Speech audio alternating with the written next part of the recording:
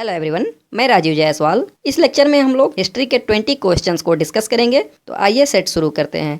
Question number 1 है, सिंधु सभ्यता में युगल समाधान के अवशेष किस स्थान पर मिले हैं? ऑप्शन ए है आलमगीरपुर, ऑप्शन बी है बनवाली, ऑप्शन सी है लोथल, ऑप्शन डी है कालीबंगा। तो यहाँ पे सही आंसर है लोथल।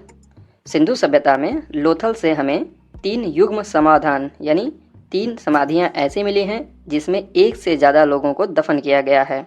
अगर हम आलमगीरपुर की बात करें तो आलमगीरपुर सिंधु सभ्यता का सबसे पूर्वी छोर है। यह उत्तर प्रदेश में पड़ता है। अगर हम दक्षिणी छोर की बात करें तो महाराष्ट्र में स्थित दैमाबाद सिंधु सभ्यता का सबसे दक्षिणी छोर है। अगर हम बनावली की बात करें तो बनावली हरियाणा में स्थित है और यहाँ पे हड़प्पा और हड़प्पा से पहले इन दोनों सभ्यताओं के साक्ष्य मिलते हैं। अगर हम कालीबंगा की बात करें तो कालीबंगा राजस्थान में स्थित है। आपसे एग्जामिनेशन में इनके लोकेशंस भी पूछे जाते हैं। तो एक बार रिवाइज करिए। लोथल जो है वो गुजरात में है, बनावली हरियाणा में है और कालीबंगा राजस्थान में है। और युगल समाधान हमें लोथल से प्राप्त हुआ है। नेक्स्ट क्वेश्चन पे आते हैं। क्वेश्चन नंबर 2 है, सिंधु सभ्यता से हमें किस वस्त्र का प्रयोग का उल्लेख मिलता है? ऑप्शन ए है सूती, ऑप्शन बी है रेशमी, ऑप्शन सी है साटिक, ऑप्शन डी है दुकुल। तो सिंधु घाटी सभ्यता में हमें मोहनजोदड़ो से सूती वस्त्र के अवशेष प्राप्त हुए हैं। तो इस प्रकार यहाँ पे आंसर ए सही है। सिंधु सभ्यता से हमें सूती वस्त्र के साक्ष्य मिलते हैं। दोस्तों, ये लेक्चर आप ग्रामीण स्टूडेंट्स चैनल के माध्यम से सुन रहे हैं। अगर अभी तक आपने हमारे चैनल ग्रामीण स्टूडेंट्स को फॉलो नहीं किया है तो ऑडियो के नीचे आपको फॉलो का बटन मिलेगा, उसे प्रेस करके आप हमारे चैनल को फॉलो कर सकते हैं, जिससे आगे भी आपको हमारे ऑडियो मिलते रहें। आइए नेक्स्ट क्वेश्चन को डिस्कस करते हैं। क्वेश्चन नंबर 3 है, लोथल कहाँ स्थित है? ऑप्शन ए है बलूचिस्तान में, ऑप्शन बी है सिंधु के मुहाने पर, ऑप्शन सी है खंभात की खाड़ी में, ऑप्शन डी है कच्छ के रण में। तो अगर हम लोथल की बात करें तो ये लोथल गुजरात में स्थित है और खंभात की खाड़ी में स्थित है। ध्यान दीजिएगा कि खंभात की खाड़ी और कच्छ का रण दोनों गुजरात में पड़ता है, लेकिन लोथल जो है एक बंदरगाह नगर था और ये खंभात की खाड़ी में स्थित है, भोगवा नदी के किनारे। लोथल के उत्खनन की बात करें तो SR राव ने 1954 ईस्वी में लोथल का उत्खनन किया था। नेक्स्ट क्वेश्चन पे आते हैं। नेक्स्ट क्वेश्चन है कि मोहनजोदड़ो की इमारतें नगर के किस भाग में स्थित थी? यानी मोहनजोदड़ो की जो भवन था वो मोहनजोदड़ो जो शहर था उसके किस भाग में स्थित था? ऑप्शन ए है संपूर्ण क्षेत्र में नियोजित ढंग से फैली थी, नियोजित मतलब सुव्यवस्थित। ऑप्शन बी है एक जगह केंद्रित थी, ऑप्शन सी है अव्यवस्थित थी और ऑप्शन डी है उक्त में से कोई नहीं। तो अगर हम मोहनजोदड़ो या हड़प्पा सभ्यता की बात करें तो हड़प्पा सभ्यता में जो नगर था वो सुव्यवस्थित था, इसलिए यहाँ पे ऑप्शन ए सही है, संपूर्ण क्षेत्र में नियोजित ढंग से फैली हुई थी। हड़प्पा सभ्यता एक नगरीय सभ्यता थी। इसकी इमारतें संपूर्ण क्षेत्र में एक सुव्यवस्थित ढंग से, एक नियोजित ढंग से फैली हुई थी और इसके सड़कें एक दूसरे को 90 डिग्री पर काटती थी, यानी शतरंज के बिसात की तरह नियोजित थी। सड़कें और नालियाँ, दुर्ग सब कुछ व्यवस्थित ढंग से था और नालियाँ ढकी हुई थी तथा घरों के दरवाजे सड़क पर न खुल के गली में खुलते थे। ये भी क्वेश्चन आपसे पूछा जाता है। तो जो मेन सड़क था उस पर दरवाजे नहीं खुलते थे, दरवाजे गली में खुलते थे और फिर वो एक गली के माध्यम से मेन सड़क से जुड़ते थे। नेक्स्ट क्वेश्चन पे आते हैं। क्वेश्चन नंबर 5 है, ऋग्वेद का सर्वप्रमुख देवता कौन था? Option A Indra, option B Agni, option C Brahma, option D Varuna. तो इस क्वेश्चन को आप हमें कमेंट बॉक्स में कमेंट करके जवाब दीजिए। क्वेश्चन नंबर 6 है, निम्नलिखित में से किसका समीकरण सिंधु घाटी से किया जाता है? ऑप्शन ए है दिलमुन, ऑप्शन बी है माकन, ऑप्शन सी है मेलुहा, ऑप्शन डी है बोगचकोई। तो यहाँ पे सही ऑप्शन है ऑप्शन सी मेलुहा। मेलुहा का अर्थ सिंधु घाटी से लगाया जाता है। मेलुहा को सिंधु अथवा सिंधु क्षेत्र से संबंधित मोहनजोदड़ो के साथ भी जोड़ा जाता है। सुमेरिया के एक शासक थे सारगोन और उनके अभिलेख पे मेलुहा शब्द का प्रयोग किया गया है। क्वेश्चन नंबर 7, पशुपति अंकित मुहर कहाँ से मिली है? ऑप्शन ए है हड़प्पा से, ऑप्शन बी है लोथल से, ऑप्शन सी है रंगपुर से, ऑप्शन डी है मोहनजोदड़ो से।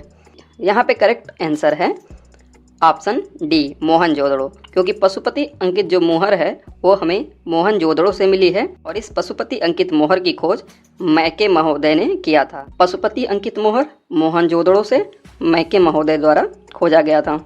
इस मोहर पे सींग वाले त्रिमुखी पुरुष को एक सिंहासन पर योग की मुद्रा में बैठा हुआ दिखाया गया है।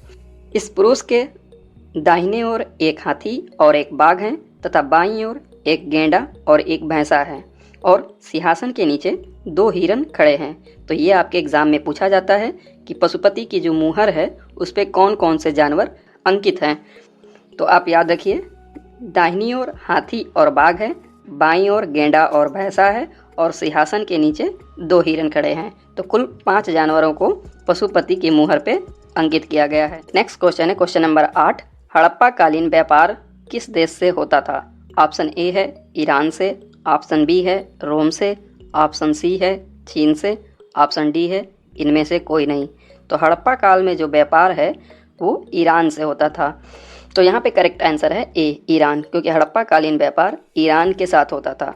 अगर हम अन्य देशों की बात करें तो हड़प्पा कालीन नगरों का व्यापारिक संपर्क अफगानिस्तान, ईरान और इराक, जिसको मेसोपोटामिया भी हम कहते हैं, उसके साथ था। ईरान से हम टीन और चांदी का आयात करते थे। नेक्स्ट क्वेश्चन है कि सिंधु सभ्यता से संबंधित नृत्य करती हुई महिला की मूर्ति किस धातु की बनी है? ऑप्शन ए है स्वर्ण यानी सोना, ऑप्शन बी है पाषाण यानी पत्थर, ऑप्शन सी है कांस्य, ऑप्शन डी है चांदी। तो सिंधु घाटी सभ्यता से संबद्ध जो मूर्ति मिली है नर्तकी की वो कांसे की बनी है। तो यहाँ पे करेक्ट आंसर सी है।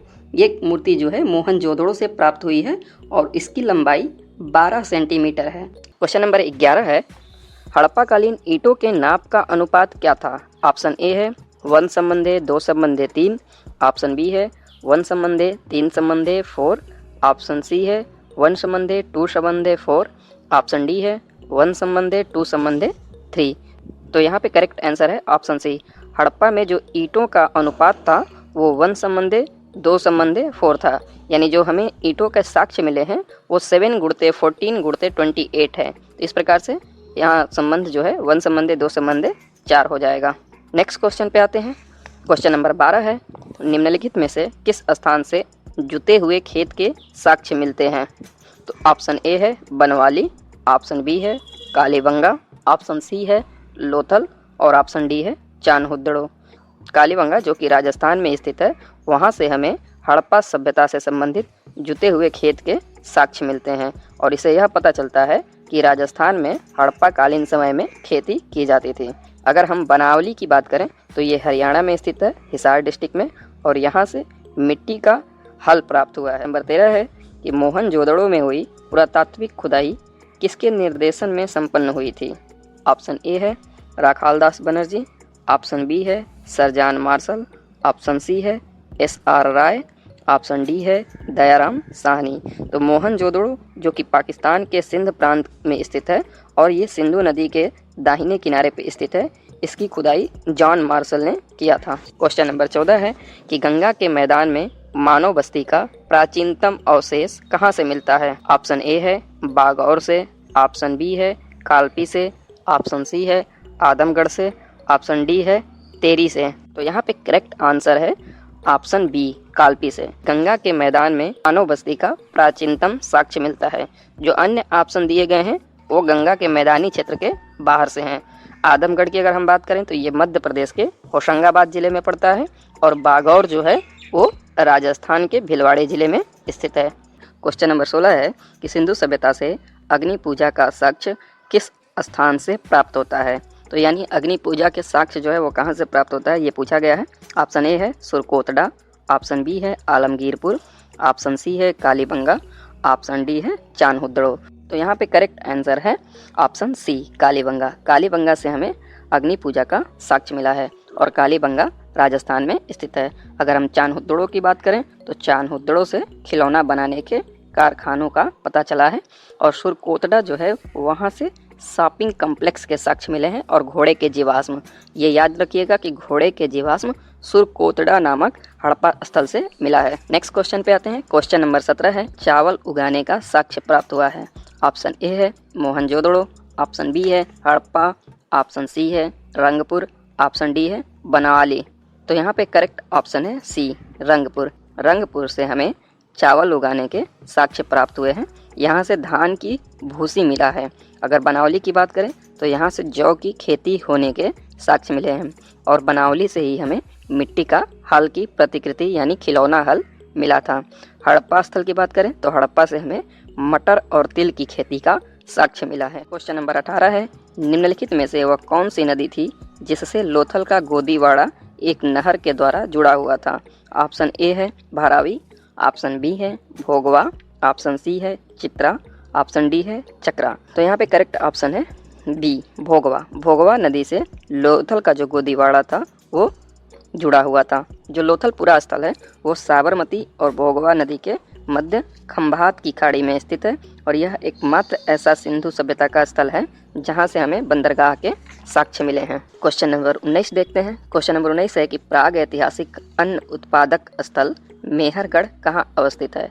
ऑप्शन ए है घग्गर नदी के तट पर, ऑप्शन बी है कच्छ के रन में, ऑप्शन सी है बोलन नदी के किनारे, ऑप्शन डी है पश्चिमी बलूचिस्तान में।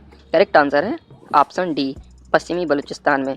पाकिस्तान के बलूचिस्तान प्रांत में बोलन दर्रे के निकट मेहरगढ़ स्थित है। यहाँ से कृषक समुदाय के उद्भव का प्रमाण मिलता है और यहाँ के लोग गेहूं और जौ उगाते थे। तो मेहरगढ़ बहुत इंपॉर्टेंट है, ये आपसे एग्जाम में अक्सर पूछा जाता है। नेक्स्ट क्वेश्चन पे आते हैं। क्वेश्चन नंबर 20 है कि किस सिंधु घाटी स्थल से नाम पट्टिका अभिलेख मिला है, यानी एक ऐसा अभिलेख मिला है जिसपे कुछ लिखा हुआ है। ऑप्शन है A Rakhigarhi, option B Dholavira, option C Kalibangan, option D Amri. तो इस क्वेश्चन को आप हमें कमेंट बॉक्स में आंसर करिए कि किस स्थल से नाम पट्टिका अभिलेख मिला है।